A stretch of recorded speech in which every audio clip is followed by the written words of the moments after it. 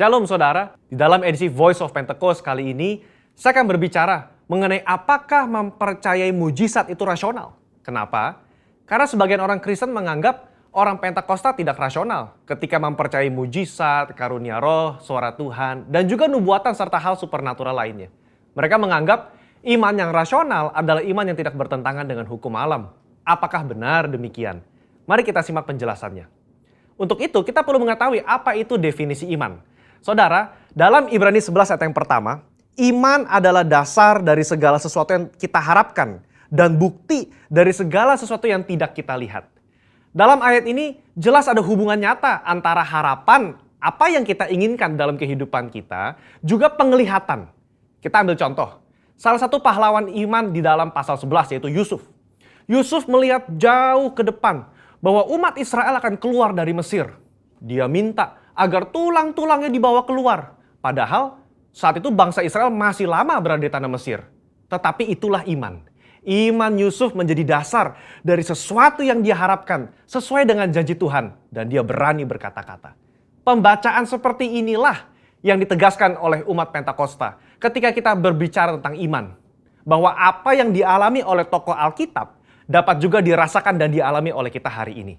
Iman Pentakosta bukan hanya pengakuan kognitif semata, tetapi iman yang dihidupi dari hari ke hari. Kita percaya sepenuhnya bahwa Alkitab diinspirasikan Roh Kudus untuk mengungkapkan isi hati Allah kepada manusia. Saya bacakan di dalam Yohanes 14 ayat yang ke-6. Tuhan Yesus berkata, kata Yesus kepadanya, "Akulah jalan dan kebenaran dan hidup. Tidak ada seorang pun yang datang kepada Bapa kalau tidak melalui aku." Yesus tidak mengatakan bahwa dia akan menunjukkan kita kebenaran. Tapi Yesus sendiri mengatakan bahwa akulah kebenaran itu sendiri. Jadi jika Yesus adalah kebenaran, maka apa saja yang dikatakan oleh dia adalah benar adanya. Dengan demikian, kita dapat percaya kepada dia yang berjanji. Sesungguhnya barang siapa percaya kepadaku, ia akan melakukan juga pekerjaan-pekerjaan yang aku lakukan. Bahkan pekerjaan-pekerjaan yang lebih besar daripada itu. Sebab aku pergi kepada Bapa. Berarti, kalau iman kita kepada Allah yang sanggup berbuat mujizat di Alkitab, kita juga berperilaku dan bertindak bahwa Allah sanggup berbuat mujizat di zaman now. Nah, hal inilah yang kadang menjadi kendala bagi sebagian orang Kristen. Bagi mereka, iman yang rasional adalah iman percaya yang tidak bertentangan dengan hukum alam. Kalau ada mujizat atau hal supernatural terjadi, mereka beranggapan berarti Allah sedang melawan hukum alam yang dibuatnya sendiri. Pemahaman ini dikenal dengan teori deisme. Menurut Dallas Willard, ada dua jenis penganut teori deisme. Deisme asli dan deisme Alkitab. Penganut deisme Alkitab adalah mereka yang mengakui mujizat terjadi di zaman Alkitab. Tetapi meragukan bahwa Allah masih bertindak dan berbicara dengan pola yang sama sekarang seperti di Alkitab. Dengan kata lain, Allah mengundurkan diri setelah Alkitab selesai ditulis. Kalau penganut deisme asli, lebih ekstrim lagi. Mereka percaya Allah tidak terlibat aktif dalam dunia manusia setelah alam semesta diciptakan. Dunia hanya berputar kepada poros ilmu pengetahuan dan hukum alam saja. Nah, konsep ini, saudara, dipelopori oleh David Hume dan Baruch Spinoza. Baruch Spinoza berkata, mujizat tidak mungkin terjadi. Kenapa? Karena jika Allah melakukan hal yang supernatural, maka dengan sendirinya Allah melawan hukum alam yang diciptakannya sendiri. Sehingga ada inkonsistensi dalam diri Allah. Pemikiran ini nggak tepat. Karena mereka mengabaikan sosok Allah yang berdaulat, yang ada di luar dimensi ruang dan waktu manusia. Ketika mujizat terjadi, Allah tidak menentang hukum yang dibuatnya sendiri. Tapi dia mengintervensi agar maksud dan tujuan ilahinya tercapai. Sebagai ilustrasi, jika saudara melepaskan buah apel, maka apel tersebut akan jatuh ke tanah. Tapi jika tiba-tiba ada seseorang menangkap apel tersebut sebelum menyentuh tanah, maka bisa dikatakan orang tersebut telah mengintervensi hukum gravitasi. Bukan mengubah atau bahkan meniadakannya. Sama dengan mujizat. Allah tidak mengubah atau menentang hukum yang dia ciptakan sendiri. Dia hanya mengintervensi agar maksud dan tujuan ilahinya tercapai. Orang percaya harus hati-hati terhadap paham deisme ini. Karena kalau tidak, ini akan mempengaruhi cara kita melihat dan menafsir fenomena ilahi. Orang yang percaya kepada paham deisme akan selalu menolak klaim mujizat dan hal supernatural lainnya. Meskipun bukti-bukti di lapangan berbicara sebaliknya. Mungkin saudara pernah mendengar argumen dari 1 Korintus 13 ayat 8 dan 10. Saya bacakan. Kasih tidak berkesudahan, nubuat akan berakhir, bahasa roh akan berhenti, pengetahuan akan lenyap. Tetapi jika yang sempurna tiba, maka yang tidak sempurna itu akan lenyap. Karunia nubuatan, suara Tuhan, bahasa roh, dan mujizat seharusnya sudah lenyap sekarang. Kenapa? Karena yang sempurna sudah tiba. Mereka berpikir yang sempurna itu adalah ketika Alkitab selesai ditulis. Padahal kalau dilihat dari konteks tulisan Paulus secara menyeluruh, banyak teolog dan gereja mengafirmasi bahwa yang dimaksud dengan sempurna itu adalah kedatangan Yesus kali yang kedua untuk menjemput umatnya. Ketika kita sudah berada di sorga, nubuat sudah tidak perlu, mujizat sudah tidak perlu, karena kita sudah berjumpa dengan Yesus. Saudara, kalau saya boleh rangkum, maka mempercayai mujizat adalah ekspresi dari iman yang rasional. Iman yang rasional itu melibatkan logika, otoritas firman, dan pengalaman rohani. Apa yang Roh Kudus katakan kepada saudara lewat firman-Nya, itulah yang kita hidupi dan perkatakan. Kalau Yesus yang kita sembah memberikan begitu banyak contoh dalam pelayanannya dengan mujizat, mari kita melayani dengan semangat dan percaya bahwa Roh Kudus-Nya akan meneguhkan pelayanan kita semua dengan tanda dan mujizat. Haleluya. Saudara, untuk penjelasan lebih lengkapnya dari tim teologi kami, jangan lupa buka link yang ada di atas atau scan QR Code yang tersedia. Tuhan Yesus memberkati. Amin.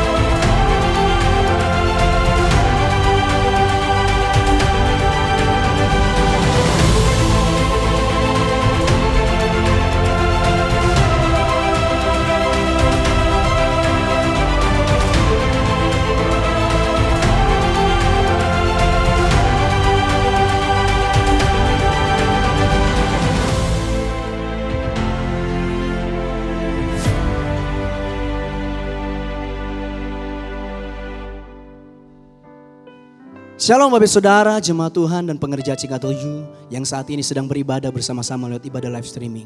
Bersyukur bersama-sama kita boleh datang untuk menyembah Tuhan. Menyambut Raja di atas segala Raja. Dia yang sudah datang ke dunia dan lahir dalam hidup saya dan saudara. Menyelamatkan saya dan saudara. Dia adalah Raja damai itu, Yesus Kristus Tuhan. Mari kita boleh berikan tepuk tangan yang paling meriah buat Tuhan Yesus Kristus. Mari kita berdoa bersama-sama. Kami mengucap syukur Tuhan Yesus pada saat ini kami bawa hidup kami di mezbah Tuhan. Engkau yang sudah lahir dalam hidup kami. Dan Engkau yang sudah datang menyelamatkan setiap kami. Kami bawa hidup kami di mezbah Tuhan saat ini menjadi persembahan yang luar biasa buat Tuhan Yesus. Datang kerajaan Tuhan, jadi kehendak-Mu dalam hidup kami saat ini. Di dalam nama Tuhan Yesus Kristus, haleluya. Amin.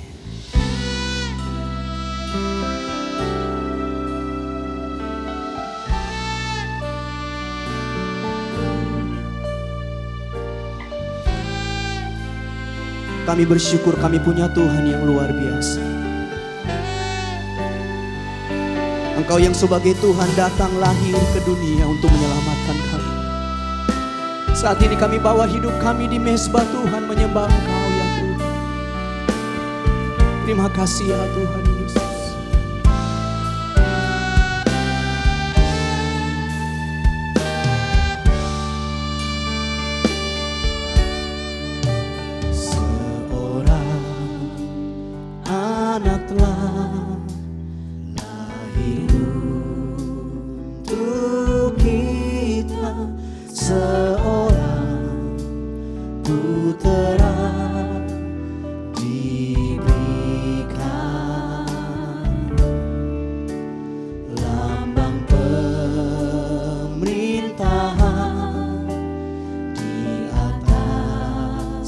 Bahunya dan namanya pun disebut orang penasehat ajar, Allah yang perkasa, Bapa yang Raja damai, sambutlah Dia, Yesus Tuhan, Juru Selamat dunia. Mari bersama-sama di rumahmu kita sambut Tuhan Yesus. Menyembah Allah kita, Allah yang dahsyat. Terima kasih ya Tuhan Yesus.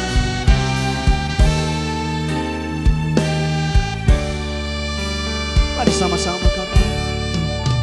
Seorang anak telah lahir untuk kita, seorang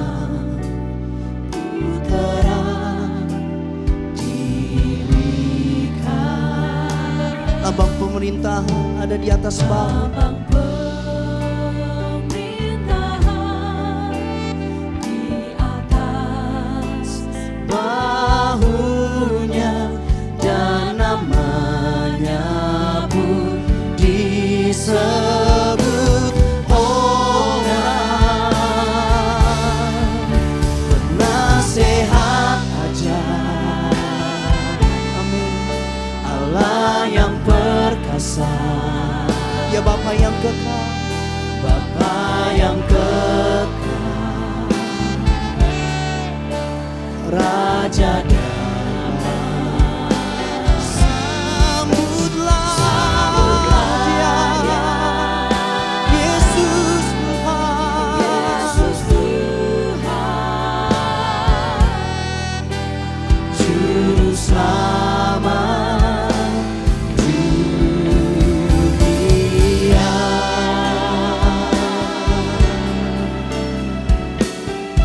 Terima kasih buat kasih-Mu Tuhan Yesus.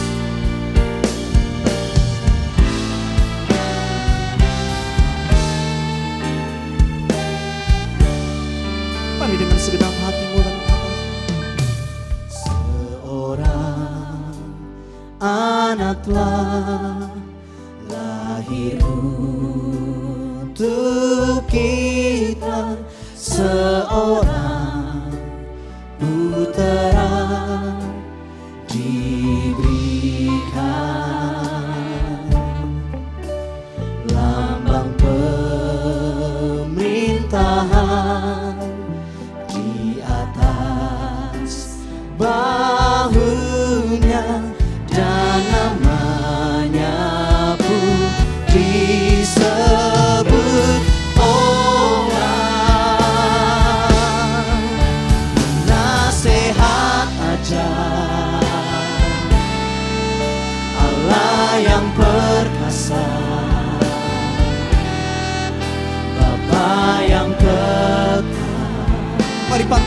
damai itu.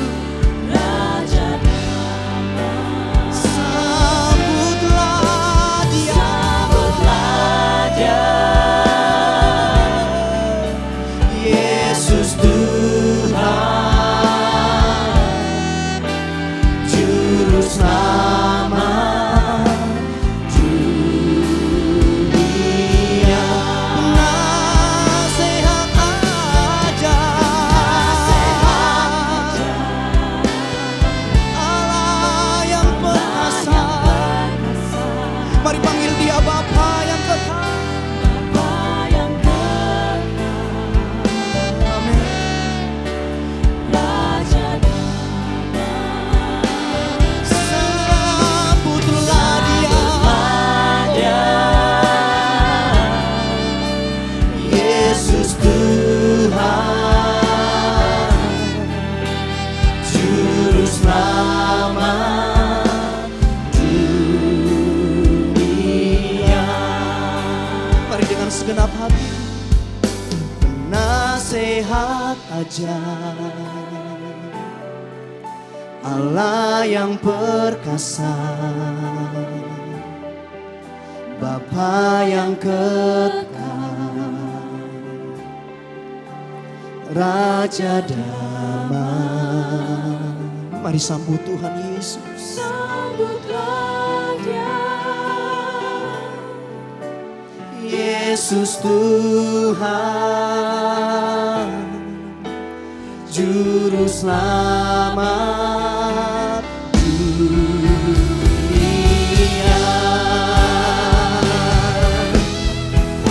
penasehat ajar, Allah yang perkasa, Bapa yang kekal, Raja damai. Mari sambutlah Dia, sambutlah Dia, Yesus Tuhan, Yesus Tuhan, Juru Selamat dunia. Penasehat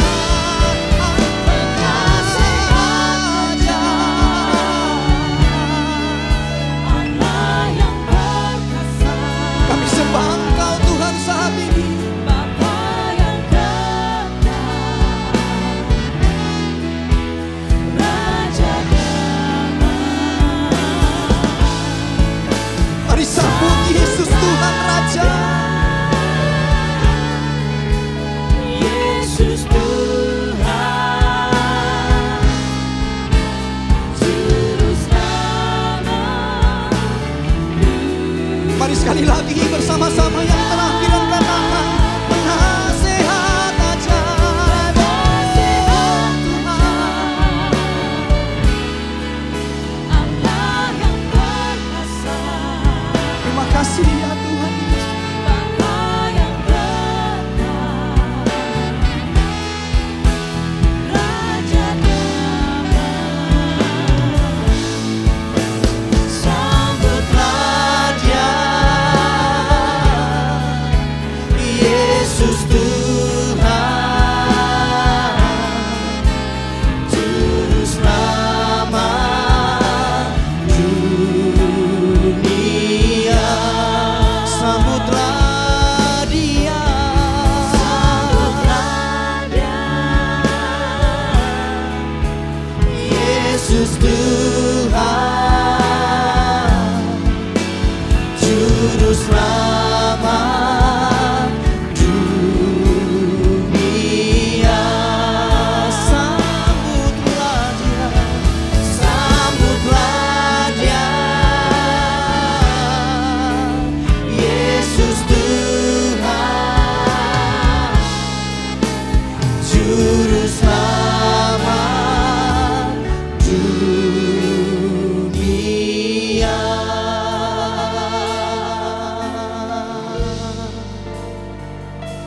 Satu-satunya yang menyelamatkan kami hanya Tuhan Yesus. Mari sama-sama kita sembah Tuhan. Terima kasih ya Tuhan.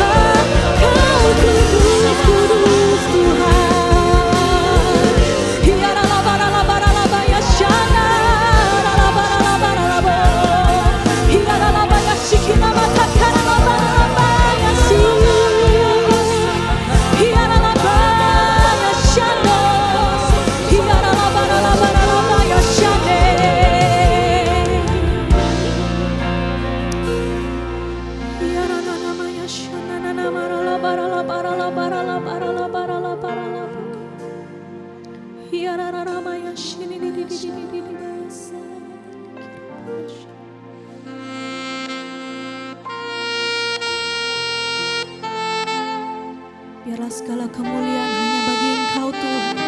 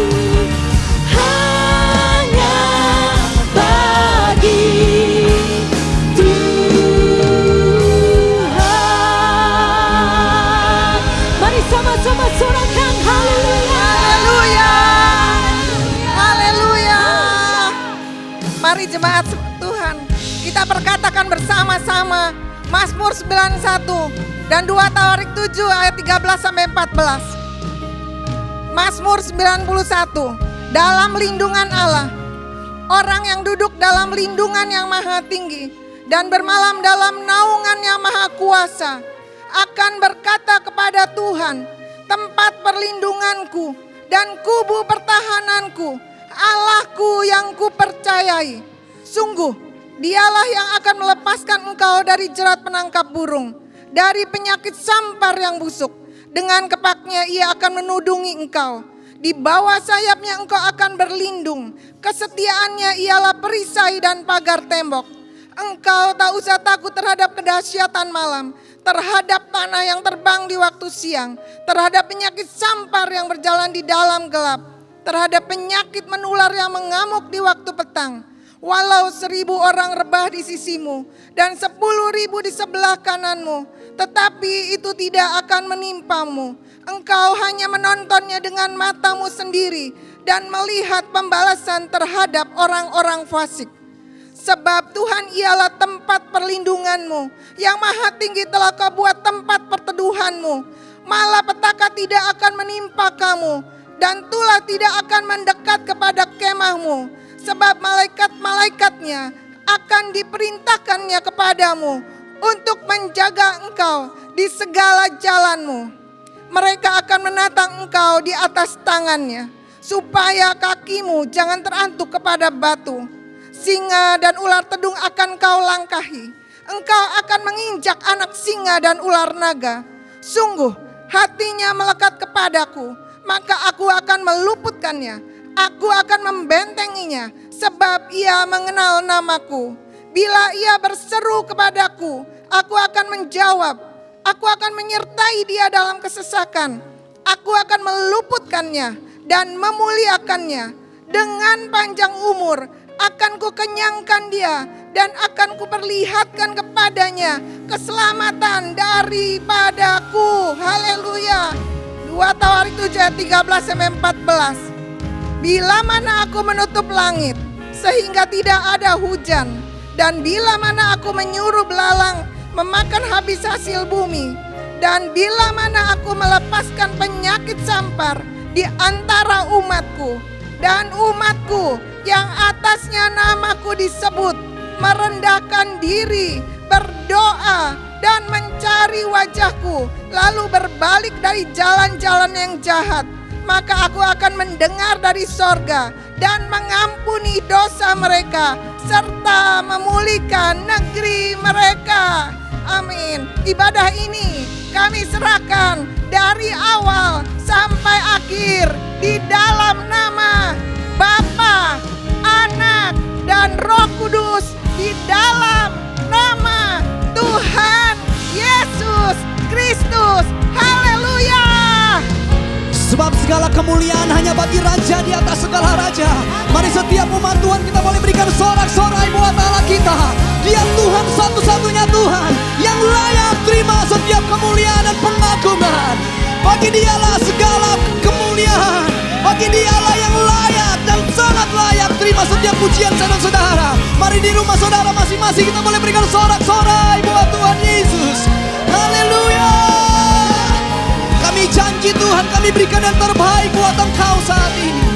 Di dalam nama Tuhan Yesus Kristus. Mari setiap kita yang percaya bersama-sama katakan amin. Sekali lagi katakan amin. Bolehkah di rumah saudara, boleh lambaikan tangan saudara tinggi-tinggi, boleh berikan sorak-sorai lagi yang paling meriah buat Tuhan Yesus. Bersama-sama kami katakan, sebab Dia Tuhan Yesus sudah lahir, menyelamatkan setiap saya dan saudara. Haleluya, bersama-sama memuji Tuhan. Untuk kami, Dia mati untuk kami, Dia bangkit bagi kami semua. Mari katakan sama-sama. Dia itu Tuhan kami, Dia itu Allah kami, Dia Raja di atas segala raja. Katakan, Dia lahir untuk kami, oh Dia mati, Dia bangkit bagi kami semua. Dia itu Tuhan kami, Dia itu Allah kami, Dia Raja di atas segala raja. Bersama-sama katakan, Dia itu firman Allah yang turun ke bumi, yang jadi sama dengan manusia. Dia Yesus sobat kami, oh Dia Yesus, Sang Penebus Juru Selamat dunia, yang penuh dengan sukacita. Katakan haleluya,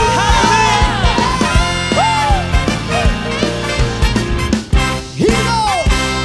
Dia lahir untuk kami, oh Dia mati untuk kami, Dia bangkit bagi kami semua.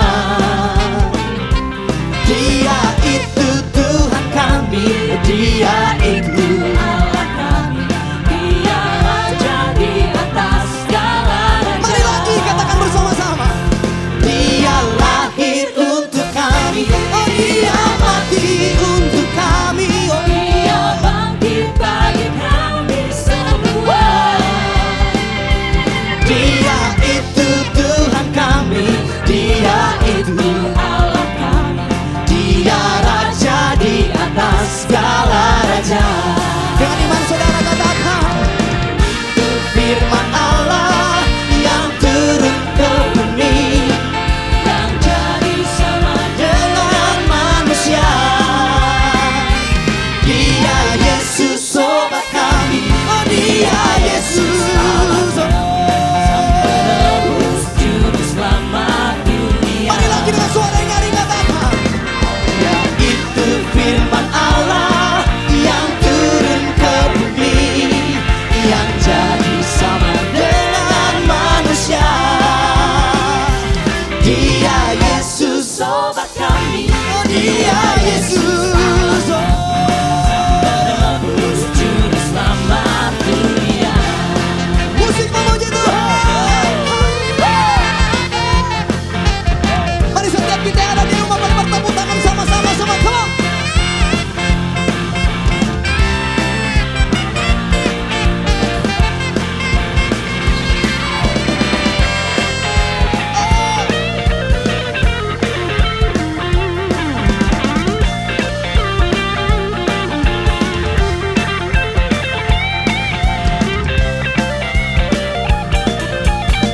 Mari bersama-sama katakan, Dia itu firman Allah yang turun ke bumi, yang jadi sama dengan manusia.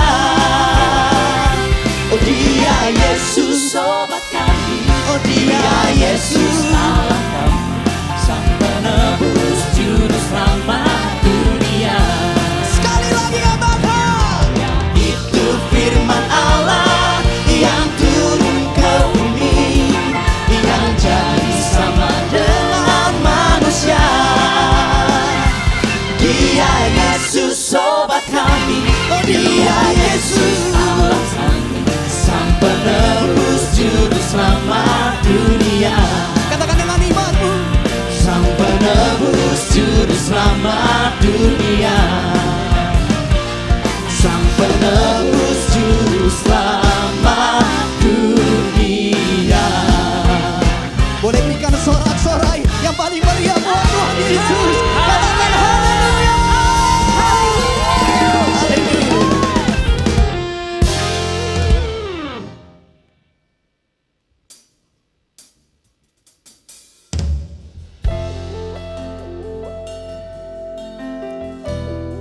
Kami hampir berada di penghujung tahun ini Tuhan.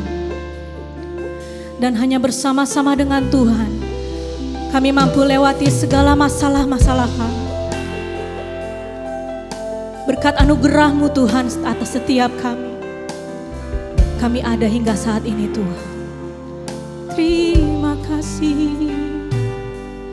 Engkau ada bersamaku di setiap musim hidupku. Tak pernah Kau biarkan ku sendiri.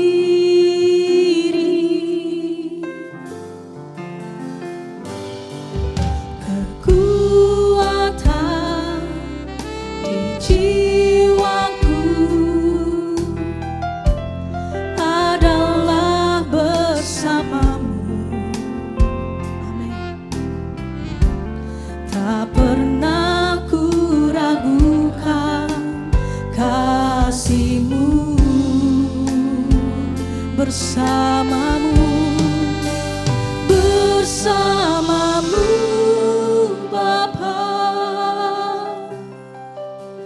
ku lewati semua perkenanan-Mu yang teguhkan hatiku. Engkau yang bertindak, memberi pertolongan,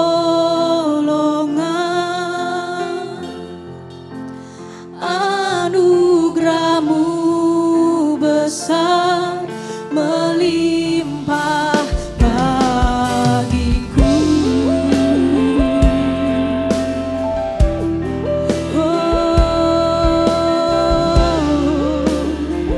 Mari sama-sama nyatakan pujian, katakan Engkau ada.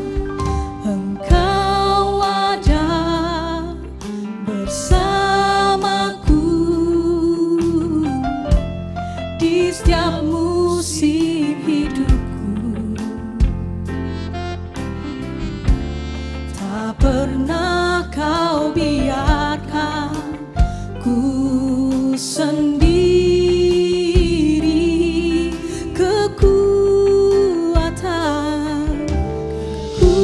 Kekuatan di jiwaku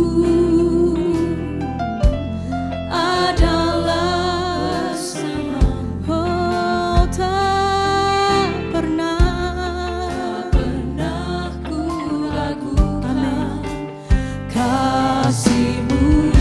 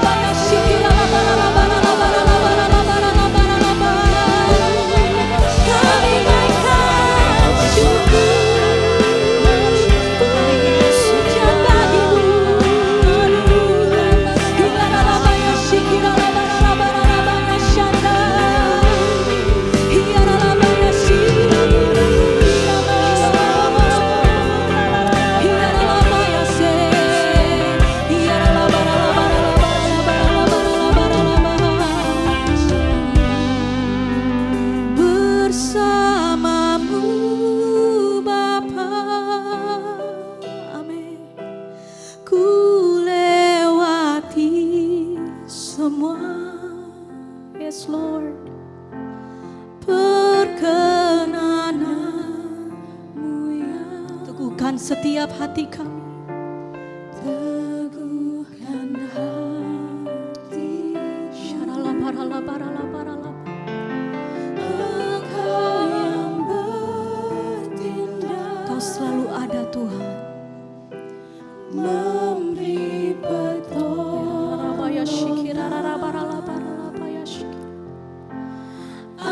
anugerah-Mu besar melimpah bagiku. Dengan penuh ucapan syukur katakan bersamamu, bersamamu ku lewati semua. Perkenanan-Mu yang teguhkanku.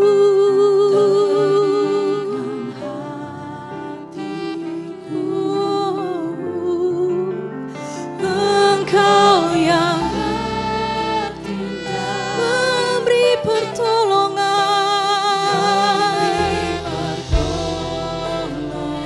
Kami percaya anugerah-Mu besar melimpah bagiku.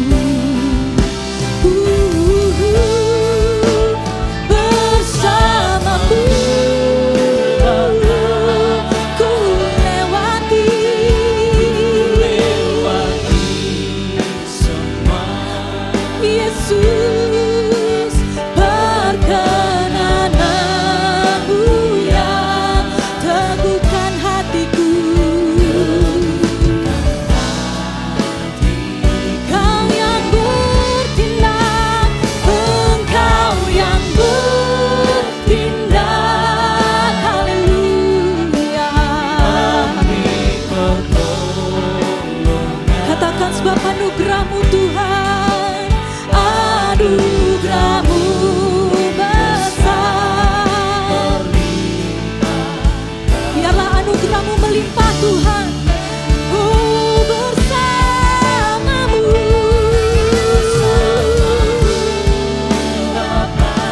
kami lewati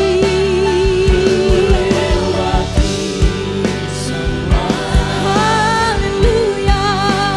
Perkenanan-Mu yang teguhkan hatiku. Engkau yang bertindak, memberikan pertolongan, memberi pertolongan.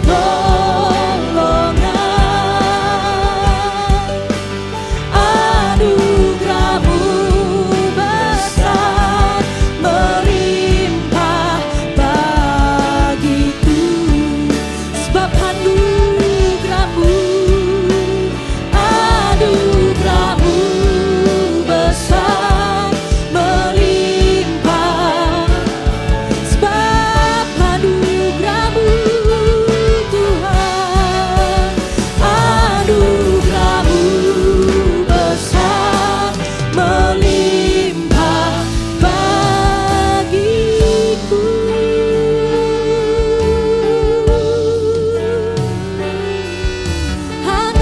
Anugerah-Mu sungguh besar, Yesus. Hiaralabaralabaya syakaralabaralabaralabaralabaya shimas. Hiaralamaya syaralabaya syandom. Saya ucapkan shalom dan selamat Natal untuk kita semua.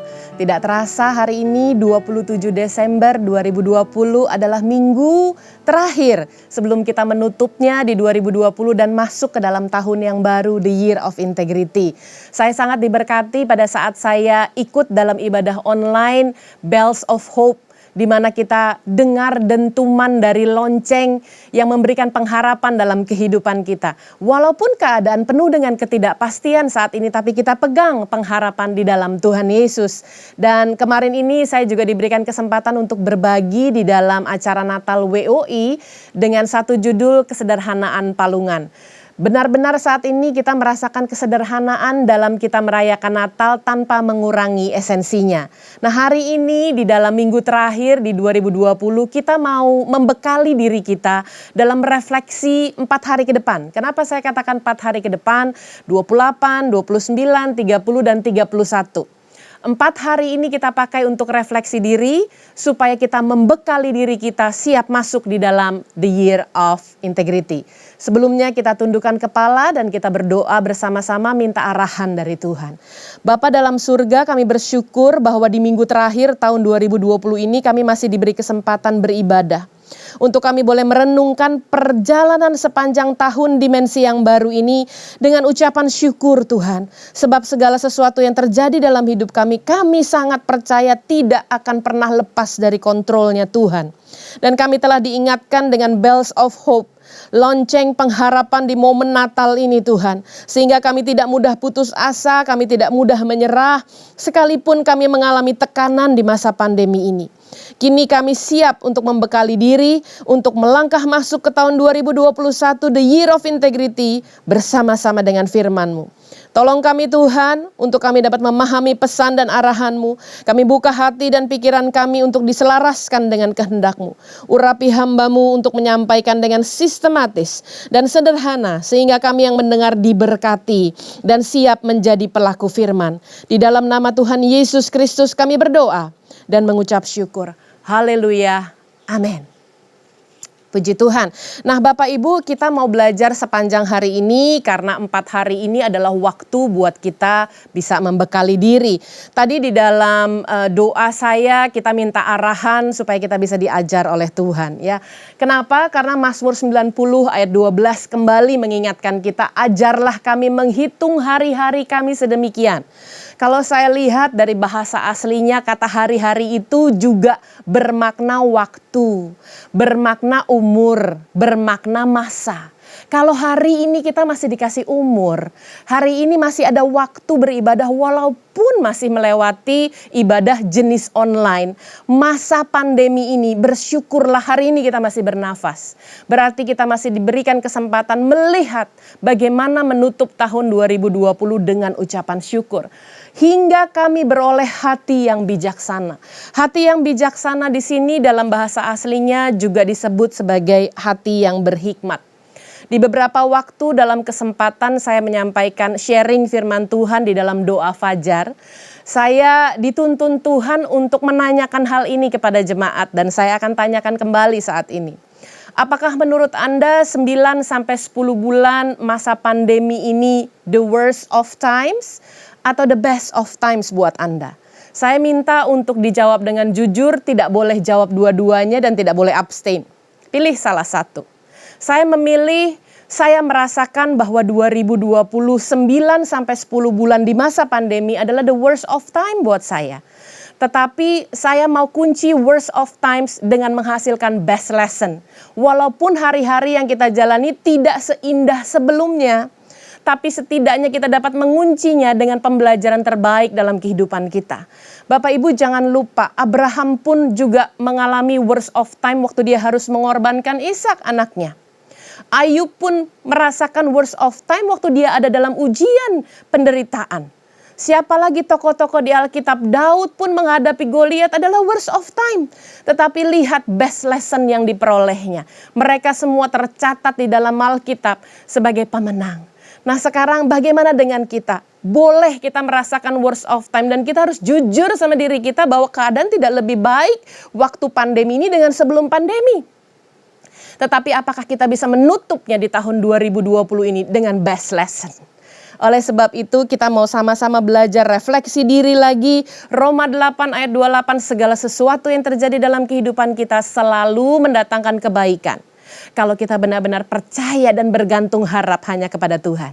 Jadi pertanyaan saya sebelum kita mulai di dalam ibadah ini adalah kembali merupakan pertanyaan refleksi karena ini adalah minggu terakhir di dalam tahun 2020. Pertanyaan saya simpel. Apakah hari-hari ini setelah 9 sampai dengan 10 bulan Anda dan saya ada dalam masa pandemi, quote unquote worst of times, apakah kita sudah jadi orang yang lebih baik dari sebelum pandemi?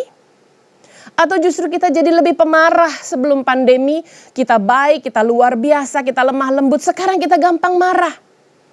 Apakah kita menjadi pribadi yang lebih berkenan setelah 9,5 bulan ini beribadah di rumah saja? Apakah kita menjadi pribadi yang semakin sabar, semakin toleransi dibandingkan dengan sebelum pandemi? Saya percaya di dalam tahun dimensi yang baru semua ukuran ibadah kita menjadi baru. Apakah kita semakin kusuk di dalam Tuhan walaupun ibadah kita tidak dilihat oleh orang lain? Apakah Anda tetap setia di satu channel, tidak berganti channel? Di dalam ibadah online yang sebetulnya tidak ada yang memperhatikan Anda. Tetapi saya bersyukur kepada Tuhan kalau hari-hari ini kita diberikan waktu untuk refleksi diri supaya kita bisa mempersiapkan bekal. Anda kalau mau masuk dalam sebuah perjalanan, kita tahu perjalanan itu jauh. Kita tahu perjalanan itu bertema khusus bernama The Year of Integrity. Kita nggak bisa masuk tanpa bekal. Kita harus mulai membekali diri kita masuk di dalam The Year of Integrity.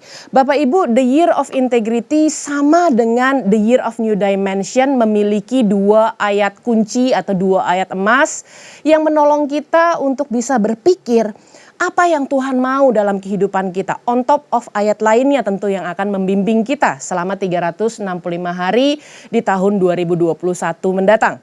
Tetapi ada 2 ayat, 2 perikop ayat yang diambil. Yang pertama adalah di dalam Mazmur 24 ayatnya yang ketiga sampai 5. Nanti saya bacakan karena di sana itu terlihat begitu kecil. Tapi ini saya mau sampaikan bahwa dalam Mazmur 24 ayat 3 sampai 5 adalah ayat-ayat yang menuntun langkah, yang menuntun step kita supaya kita bisa jadi orang yang berintegritas. Namanya juga masuk ke tahun integritas. Disiapkannya harus ada stepnya. Lalu kemudian yang kedua di dalam Mazmur 41 ayat yang ke-13 sampai dengan 14 kalau di Alkitab printed kita ya. Tapi kalau Anda lihat dalam Alkitab terjemahan bahasa Inggris, Mandarin ataupun online, itu kadang-kadang ambilnya adalah Mazmur 41 ayat 12 sampai dengan 13. Memang biasanya suka agak bergeser satu ya, diberikan dalam kurung. Nah, di dalam Mazmur 41 13 sampai 14 justru di bagian ini memperlihatkan bagaimana sikap dari orang yang sudah memiliki integritas dalam hidup. Jadi luar biasa sekali, saya mau mengucapkan terima kasih juga buat tim dari Multimedia Pusat sudah menyiapkan 1 buah gambar mengenai The Year of Integrity dalam bentuk stempel. Lalu mereka menyusunnya dalam 1 image seumpama stempel. Ini persis banget sama stempel. Lalu di sebelah kanannya diberikan caranya. Di sebelah kirinya dikasih panutan orang yang sudah menjalankan caranya dan menjadi orang yang berintegritas. Bapak Ibu, saya tidak percaya dengan yang namanya kebetulan. Saya sangat percaya waktu tim dari Multimedia mempersiapkan ini dengan 1 bentuk stempel. Bentuk stempel bermakna pengesahan, gitu ya. Anda kalau menandatangani kontrak resmi, selain harus di atas materai dan tanda tangan basah, tidak mungkin kalau tidak disertai dengan stempel. Stempel itu adalah pengesahan. Kalau kita mau syah di hadapan Tuhan, benar di hadapan Tuhan, harus distempel dengan yang namanya stempel integritas. Ini stempel mahal harganya Bapak Ibu.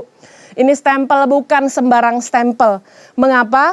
Karena jalan integritas 2021 saya mau kasih tahu di depan. Bukanlah jalan pintas. Jadi ini harus ada usahanya. Harus ada step yang kita lakukan. Bukan jalan gampangan. Jalan yang tidak mudah tapi akan jadi bisa kita lakukan kalau kita mau. Oleh sebab itu yang kedua disebutkan jalan integritas ini belum tentu jalan mayoritas Bapak Ibu. Nggak semua orang suka untuk bayar harga. Nggak semua orang suka hidupnya ada penyelarasan dengan kehendak Tuhan. Karena ada harga yang harus dibayar. Maka jalan integritas belum tentu jalan mayoritas. Artinya yang dipilih oleh banyak orang. Tapi bukankah firman Tuhan berkata banyak yang dipanggil tapi sedikit yang dipilih? Dan jalan integritas ini seharusnya menjadi kompas.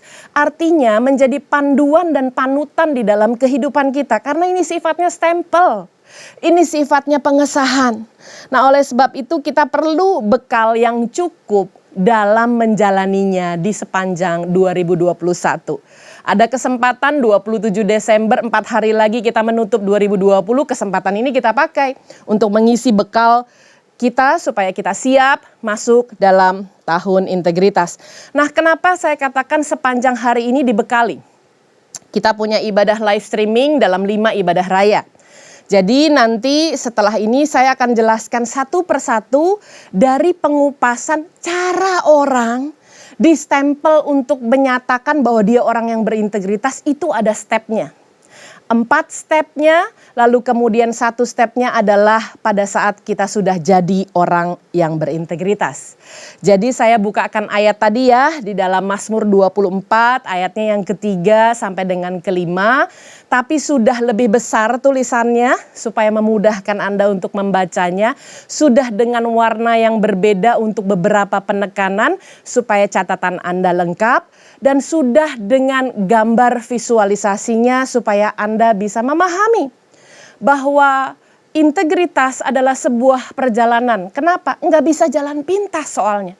Harus ada momen di mana kita lewati untuk kita membenahkan diri kita. Jadi saya bukakan gambarnya ya. Ini ada gambar orang yang punya bekal karena dia bawa tas backpack di belakangnya. Melewati 5 titik lokasi jalan. Anda tahu bahwa lambang lokasi adalah seperti yang di slide tersebut. Ada 5 titik henti yang menjadikan kita bisa belajar 5 titik henti dalam setiap ibadah raya kita sepanjang hari ini. Tujuannya adalah ke gunung. Anda tahu kalau tujuannya ke gunung, persiapannya mesti mateng. Dan waktu Anda mulai mendaki gunung, Anda tidak bisa mendaki dengan gaya Anda berdiri tegak. Tetapi Anda harus menunduk merendahkan diri di hadapan Tuhan kalau Anda mau naik ke gunungnya Tuhan. Tetapi begitu Anda sampai di gunung Tuhan, Anda bisa berdiri dengan tegak karena Anda sudah punya integritas. Kita baca sama-sama walaupun saya tidak dengar suara Anda, tapi iman timbul dari pendengaran akan firman Tuhan. Baca dengan keras bersama-sama dengan saya ya. Siapakah yang boleh naik ke atas gunung Tuhan? Siapakah yang boleh berdiri di tempatnya yang kudus? Nah, ini dicari ini orangnya ya. Di ayat yang keempat, yang pertama, orang yang bersih tangannya. Itu dulu sebagai stop yang pertama. Orang yang bersih tangannya berarti bekal di huruf pertama itu kan B. Maka judul dari ibadah raya yang pertama adalah benahi perbuatan. Kenapa benahi perbuatan? Orangnya bersih tangannya. Tangan bicara tentang perbuatan. Jadi kalau mau naik ke gunung Tuhan, beresin dulu. Benahin dulu perbuatan kita. Lalu kemudian di dalam ayat 4b, saya sebutnya B ya karena ada kata dan. Dan murni hatinya. Orang yang murni hatinya tahu bagaimana mengeksplorasi perasaannya. Karena kita bicara hati berarti kita tidak bisa lepas dari yang namanya perasaan. Bapak Ibu, ini perasaan kalau nggak di-manage dengan baik, tidak dijelajahi dengan baik, isinya drama semua. Makanya saya mau katakan kata bekal bagian huruf kedua E adalah eksplorasi perasaan sebagai perhentian kita di ibadah yang kedua. Dan kemudian kita baca lagi di bagian 4A sudah, 4B sudah. Siapa lagi yang bisa naik ke gunung kudusnya Tuhan? Orang yang tidak menyerahkan dirinya kepada penipuan. Bapak Ibu tahu penipuan itu punya strategi di pikiran loh. Jadi artinya stop kita yang ketiga adalah dari kata bekal di huruf K. Orang yang bisa mengendalikan pikirannya. Dari ibadah yang ketiga kita akan belajar tentang kendalikan pikiran supaya bisa naik ke gunung Tuhan, yaitu orang yang tidak menyerahkan dirinya kepada penipuan. Beres ini kepalanya, strateginya tulus di hadapan Tuhan. Bagaimana dengan tempat perhentian yang keempat? Kita baca ya, 4A, B, C sudah. Sekarang yang keempat, orang yang tidak bersumpah palsu. Wah, kalau ngomong bersumpah palsu tidak bisa keluar dari yang namanya perkataan. Maka kata bekal di perhentian ibadah raya keempat, huruf A adalah mengakui lewat perkataan. Apalagi kita ada di dalam tahun P Alep. Nah, oleh sebab itu kita lihat dari sini saja Tuhan sudah begitu jelas menuntun kita supaya kita bisa jadi orang yang berintegritas dan jalan di jalan integritas yang bukan jalan pintas, yang tidak dipilih oleh mayoritas, tapi dia merupakan jalan kompas bagi kita semua. Nah, kalau kita sudah lihat dari kata bekal itu BEKA dan yang terakhir adalah L, yaitu langkah masuk ke 2021. Lihat di ayatnya yang kelima. Dialah yang akan menerima berkat dari Tuhan, satu berkat dari Tuhan, dan keadilan dari Allah. Dapat dua dia. Dapat berkat dan dapat keadilan yang ujung-ujungnya menyelamatkan dia. Bapak Ibu, inilah yang kita mau. Sekalipun mahal harganya, sekalipun tidak banyak orang yang mengikuti jalan integritas, yang penting itu adalah jalan keselamatan bagi kita. Nah, hari ini kita mau belajar banyak kembali tentang apa yang harus kita lakukan di dalam hari-hari kita ke depan masuk di dalam tahun 2021, the year of integrity. Nah, karena waktu kita bicara ini ya sebetulnya awalnya adalah dari perbuatan kan? Perbuatan ditambah perasaan, ditambah pikiran, ditambah perkataan. 4 hal. Waktu Anda kombinasikan 4 hal itu, 4 in 1 tersebut, itulah yang disebut dengan integral. Integrated. Menjadi satu antara perbuatan, perasaan, pikiran, dan perkataan. Compact jadi satu. Set. Align, selaras jadi satu. Karena dalam kehidupan kita kadang-kadang perasaan kita tuh beda dengan apa yang kita sebut dalam perkataan kita. Kita berpikir tentang hal-hal yang jahat, tapi waktu orang bertanya kita bilang kita baik-baik saja.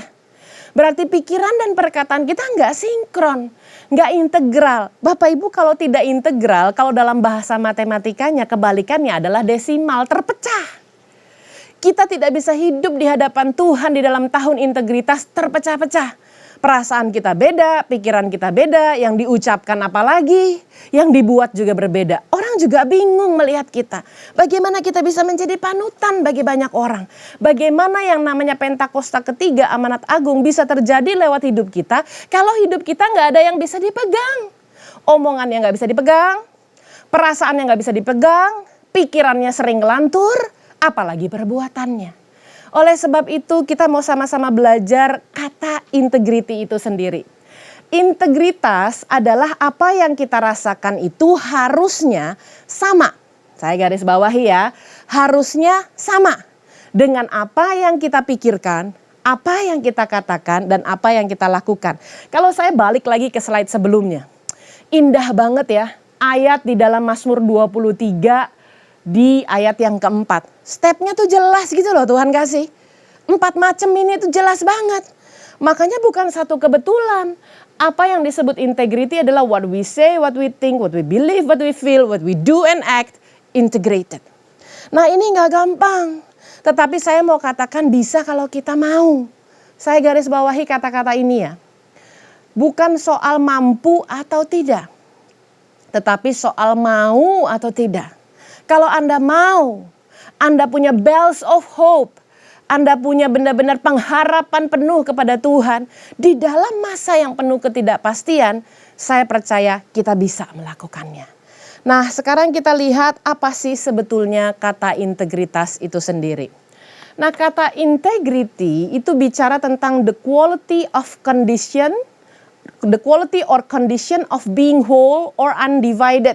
Completeness, bicara tentang mutu, Bagaimana mutu kita sebagai orang Kristen? Layak nggak kita dapat stempel itu? Layak nggak kita dapat syah bahwa kita adalah anak Tuhan yang benar-benar integrated? Perasaan, pikiran, perkataan, dan perbuatan. Mutu atau keadaan yang penuh, keadaan yang utuh. Jadi integrity itu kan awalnya asalnya dari bahasa Latin integer yang artinya whole atau yang artinya complete. Nah, dalam kehidupan kita mari kita renungkan karena kita janji ya ini adalah waktu perenungan buat kita. Bagaimana mutu atau keadaan kita saat ini menutup tahun? Itulah pertanyaan saya di awal. Lebih baikkah dibandingkan sebelum pandemi atau justru worst of time ditutup dengan worst lesson? Bukan ditutup dengan best lesson. Perlu recovery, perlu fokus. Recovery sudah dibahas oleh Pak Petra beberapa waktu lalu. Fokus minggu lalu sudah dibahas oleh Pak Leonardo.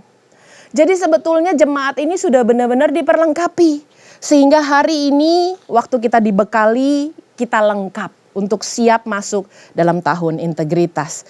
Kalau Anda utuh, komplit, tidak terbagi-bagi, Anda nggak perlu menutupi segala sesuatu. Enak hidupnya apa adanya. Ya gini, apa yang saya pikirkan sama kok sama apa yang saya bicarakan, sama kok sama apa yang saya jalankan. Dan di hati saya pun sama gitu loh. Jadi hidupnya apa adanya, bukan ada apanya. Bingung untuk rekayasa. No, hidup kita itu berintegritas tidak perlu rekayasa. Maka kita tidak perlu koleksi topeng. Bapak Ibu, orang yang koleksi topeng itu dramanya banyak. Kalau dia sedih pengen kelihatan seneng pakai topeng yang seneng padahal hatinya sedih. Nah, bukankah di tahun 2020 kita sudah belajar bahwa kita harus mencerminkan Kristus. Salah satu ayat emasnya adalah 2 Korintus 3 ayat 18, betul? Dengan muka yang tidak berselubung, mencerminkan kemuliaan Tuhan. Kalau pakai topeng ya berselubung jelas. Makanya sekarang kita belajar dengan hal ini kita minta tuntunan Roh supaya kita bisa diubah menjadi serupa dengan gambarnya dalam kemuliaannya yang semakin besar. Nah, di ayat yang bagian kedua, Mazmur 41 ayat 13-14 atau secara online 12-13 ya. Itu adalah orang yang sudah menjalankan proses BEKA tadi. Lalu kemudian ditambah L jadinya bekal, merupakan sebuah langkah. Kita baca ya. Tetapi aku, engkau menopang aku karena ketulusanku. Kalau dalam bahasa Inggrisnya because of my integrity. Indonesianya jadi ketulusan. Nah, waktu bicara ketulusan dibedah lagi dari bahasa aslinya. Artinya orangnya ini berintegritas itu bersih. Orangnya saleh. Orangnya tidak bercela. Walaupun ada di dalam worst of times. Nggak masalah, hidupnya tuh bener nggak ditentukan oleh situasi kondisi. Bener ya bener gitu loh. Lalu kemudian dikatakan engkau membuat aku tegak. Tegak dalam bahasa aslinya juga mengandung arti you are appointed. Anda dan saya itu ditunjuk, Anda dan saya itu ditetapkan. Kalau kita ditunjuk dan ditetapkan di hadapan Tuhan untuk selama-lamanya, maka waktu kita sudah sampai di gunungnya Tuhan, kita akan tegak berdiri. Hari ini kita mau belajar 5 hal dari kata bekal. Benahi perbuatan, eksplorasi perasaan, kendalikan pikiran, akui lewat perkataan, dan langkah masuk 2021 the year of integrity. Di dalam ibadah raya yang keempat ini kita masuk dalam perhentian yang keempat dari kata bekal. B sudah selesai di ibadah pertama, E sudah selesai ibadah kedua, lalu kemudian K di ibadah ketiga, dan kita masuk di dalam perhentian di ibadah raya keempat yaitu bagian A, akui lewat perkataan. Kalau mengaku memang nggak bisa dengan perbuatan sih, mengaku harus dengan perkataan. Karena saya mau ingatkan kembali yang boleh naik ke atas gunung Tuhan, yang boleh berdiri di tempat kudusnya adalah orang-orang yang tidak bersumpah palsu. Bersumpah palsu itu literally bicara tentang bagaimana kita dapat mengontrol mulut kita ini dalam mengucapkan hal-hal. Selama tahun 2020 ini yang kita sudah jalani bersama, literally kita harus pakai masker. dikontrol kita bicaranya. Di tahun P ini yang lambangnya adalah mulut, sekarang jadi tahun P Alep. Ini semua adalah kontrol di mulut kita. Pakai masker, kalau nggak perlu ngomong nggak usah ngomong. Sekali ngomong harus berkualitas, harus kebenaran, dan harus membangun. Selebihnya yang tidak merupakan kata-kata berkualitas, yang tidak membangun sama sekali dan bukan kebenaran adalah sampah. Mari kita belajar sama-sama di dalam tahun yang spesial ini, di dalam tahun Ibrani P Alep yang dihitung sejak September 2020 kemarin sampai dengan September 2021 mendatang, yang mana peralihan ya antara the year of new dimension dengan the year of integrity. Nah, waktu kita pelajari tentang tahun P Alep, dikatakan bahwa ini literally berarti tahun mulut Elohim mengajar. Artinya mulut Tuhanlah yang mengajarkan langsung kepada kita. Kalau Tuhan yang mengajarkan langsung kepada kita, apa yang harus kita sediakan? Hati. Kalau mulut Tuhan sendiri yang mengajarkan kepada kita, apa yang harus kita sediakan? Telinga kita. Menjadi orang yang membuka hati dan dengar-dengaran akan firman Tuhan. Lalu tahun ini P Alep juga berbicara tentang kita mendeklarasikan firman Tuhan sering-sering di dalam kehidupan kita.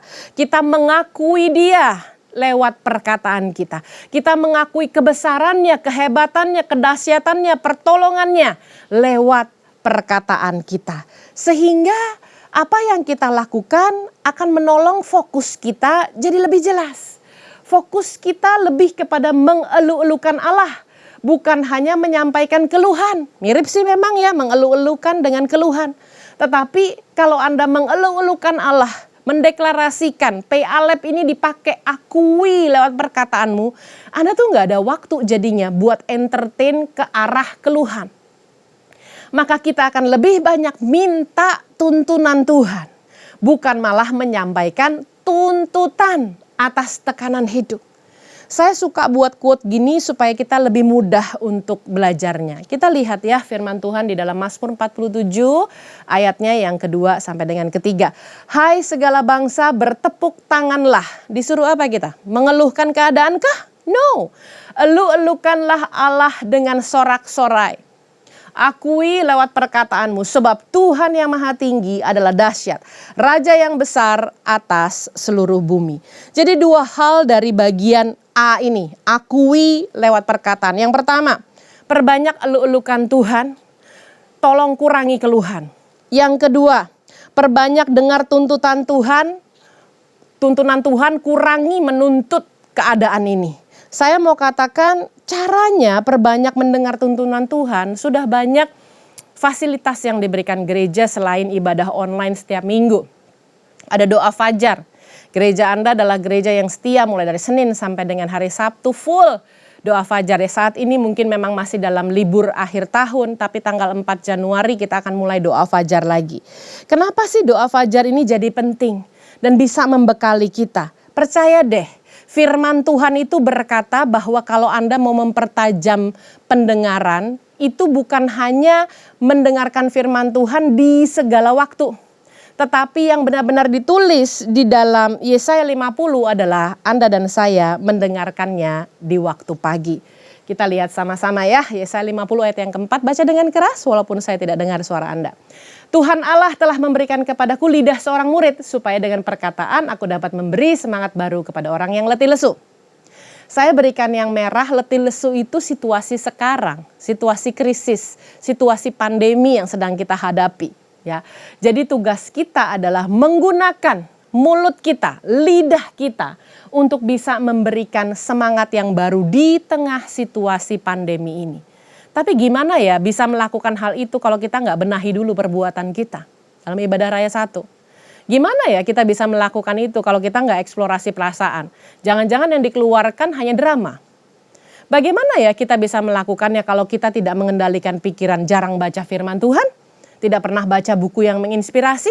Apa isinya ya kepala kita ini? Lalu bagaimana kita bisa memberikan semangat kepada orang lain? Simpel ya pertanyaannya.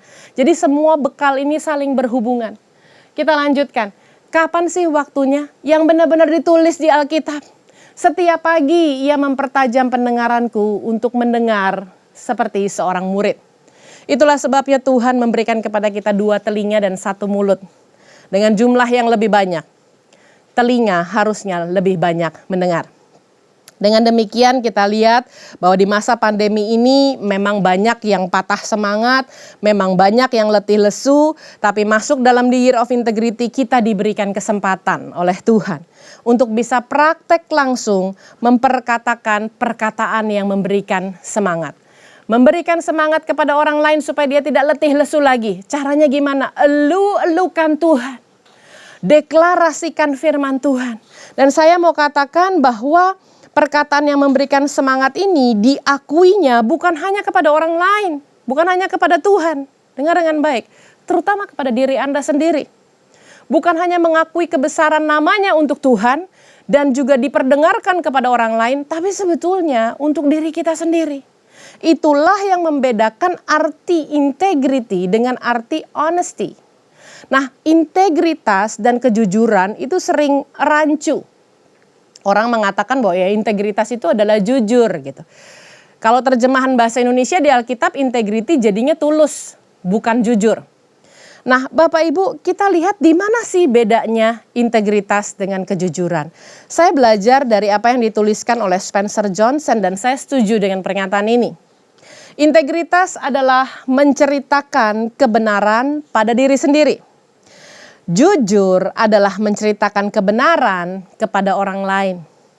So, pertanyaan saya, susahan mana? Menceritakan kebenaran kepada orang lain ya bicara apa adanya. Mengatakan kebenaran kepada diri sendiri, Anda harus dealing dengan perasaan Anda. Anda harus dealing dengan pikiran Anda. Anda harus dealing dengan perbuatan Anda. Jadi untuk saya, integritas dengan kejujuran sih bobotnya itu lebih berat integritas. Kembali saya katakan, integritas bukanlah jalan pintas. Integritas belum tentu menjadi pilihan mayoritas. Tapi integritas sudah pasti menjadi kompas dalam kehidupan kita. Nah, oleh sebab itu kita mau sama-sama belajar kalau kita sendiri dalam keseharian kita ya. Contoh yang paling konkret yang mudah dipahami.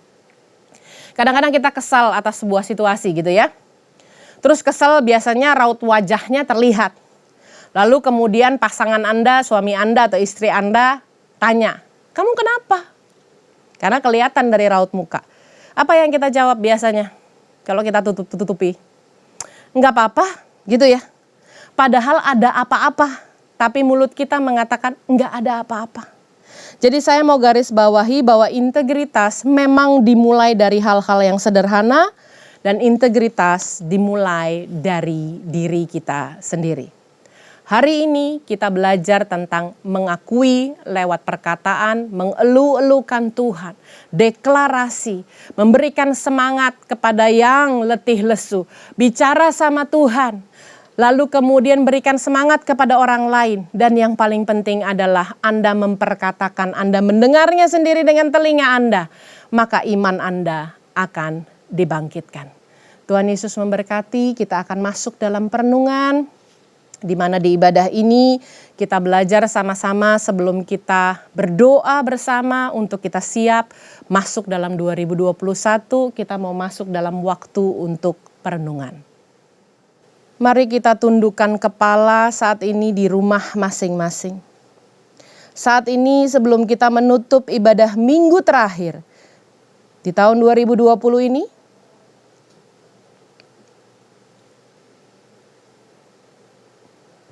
relakan hatimu untuk dikoreksi Tuhan. Saya mengajak kita untuk bersaat teduh sejenak. Ambil waktu untuk refleksi diri. Pejamkan matamu, tarik nafas yang panjang dan buang yang panjang. Tarik nafas yang panjang dan buang yang panjang sebagai tanda ucapan syukur bahwa di minggu terakhir ini kita masih aman dalam perlindungannya. Tarik nafas sebagai ucapan syukur. Lepaskan sebagai ucapan syukur. 4 hari ke depan kita akan menutup tahun 2020. Yang sudah kita lewati tidak bisa diulang lagi.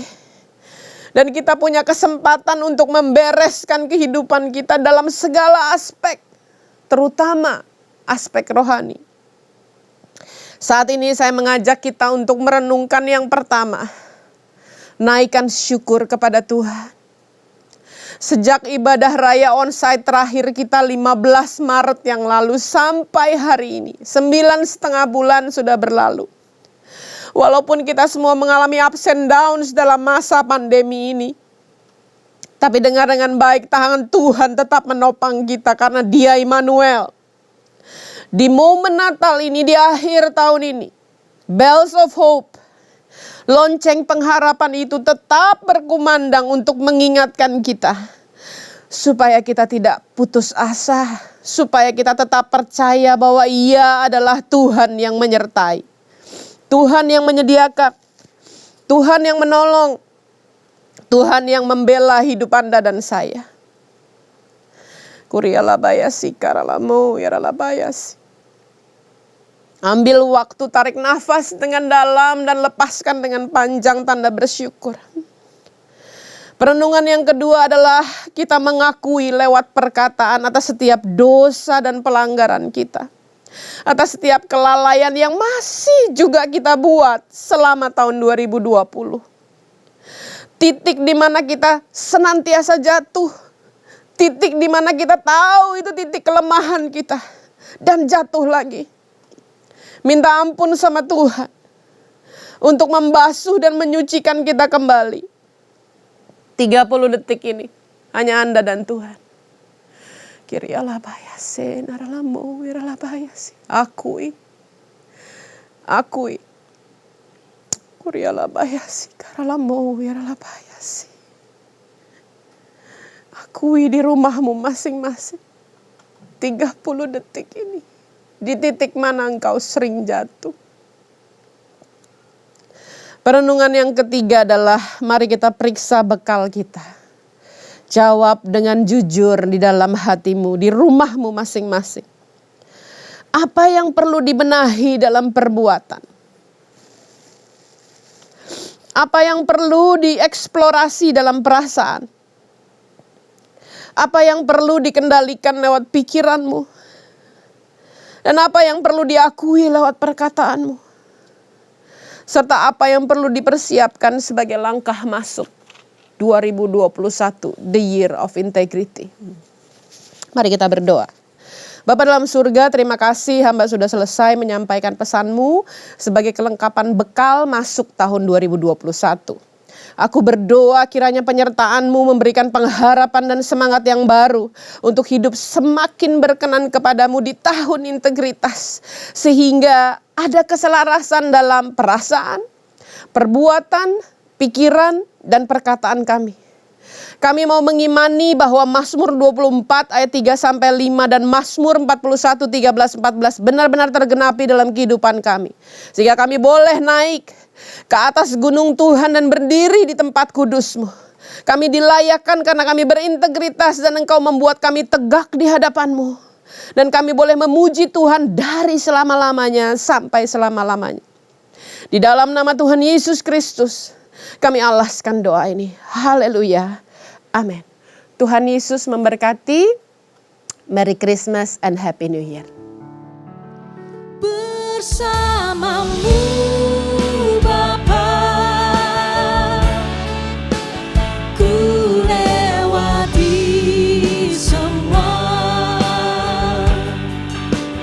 perkenananmu yang teguhkanku.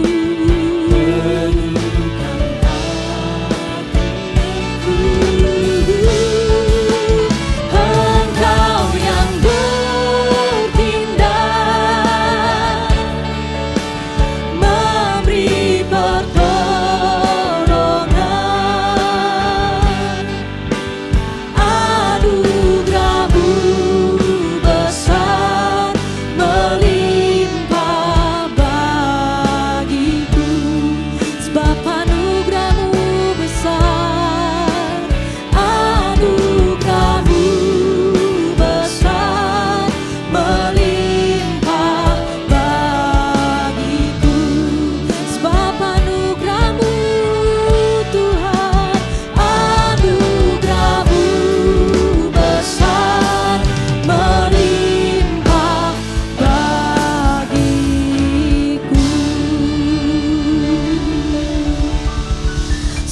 mengucap syukur Tuhan untuk firman yang telah ditaburkan pada hari ini. Biarlah firman-Mu boleh menjadi rema atas setiap kami.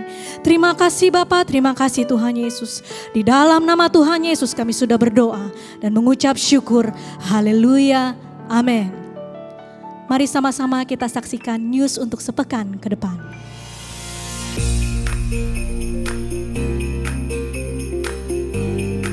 Shalom, atas nama Gembala seluruh pengerja CK7 dan Jemaat Tuhan, kami mengucapkan terima kasih kepada Ibu Evangelis Gina Darmawan yang telah memberkati kita semua melalui penyampaian pesan firman Tuhan pada hari ini. Tuhan Yesus memberkati Ibu dan keluarga berlimpah-limpah. Bagi jemaat yang membutuhkan rangkuman serta slide khotbah, dapat menghubungi WhatsApp di 0877 2300 5577. Berikut kami sampaikan pengumuman kegiatan sepekan. Ibadah live streaming minggu depan tanggal 3 Januari 2021 akan dilayani oleh Gembala CK7 Bapak Pendeta Dr. Yanto Simko Putra dan PDP Charlie, disertai dengan perjamuan kudus pada pukul 7 pagi, pukul 9, pukul 11.30, pukul 2 siang dan pukul setengah 5 sore. Ibadah tersebut akan disertai dengan ibadah secara online mulai pukul 7 pagi untuk Mandarin Service, ibadah Youth dan Junior Bahasa Indonesia, ibadah anak bahasa Indonesia dan bahasa Inggris, serta ibadah anak berkebutuhan khusus dan rerun 316 Youth Ministry English Service yang diadakan pada hari Sabtu kemarin di channel YouTube yang sama GBPRJ CK7. Bagi pengerja dan jemaat yang membutuhkan perjamuan kudus dapat dipesan melalui Tokopedia Integrity Online Store. 316 Youth Ministry English Service hari Sabtu tanggal 2 Januari pukul 4 sore akan dilayani oleh Pastor Johan Lesmana dengan tema bulan Januari, Gear Up. 316 Youth Ministry diperuntukkan bagi anak muda dari umur 12 sampai dengan 24 tahun. Mari kami mengundang anak-anak muda untuk bergabung melalui live streaming di YouTube channel GBPRJ CK7. Kita akan memuji menyembah Tuhan bersama dan pengenalan serta iman kita kepada Tuhan Yesus akan bertumbuh bersama-sama. Persembahan umum, kolektor perpuluhan, ucapan syukur dan lain-lain dapat dilakukan melalui e-banking, mobile banking, ATM maupun online di website rekening persembahan CK7, BC Cabang Tamrin dengan akun 206 333 8222 atas nama GBPRJ.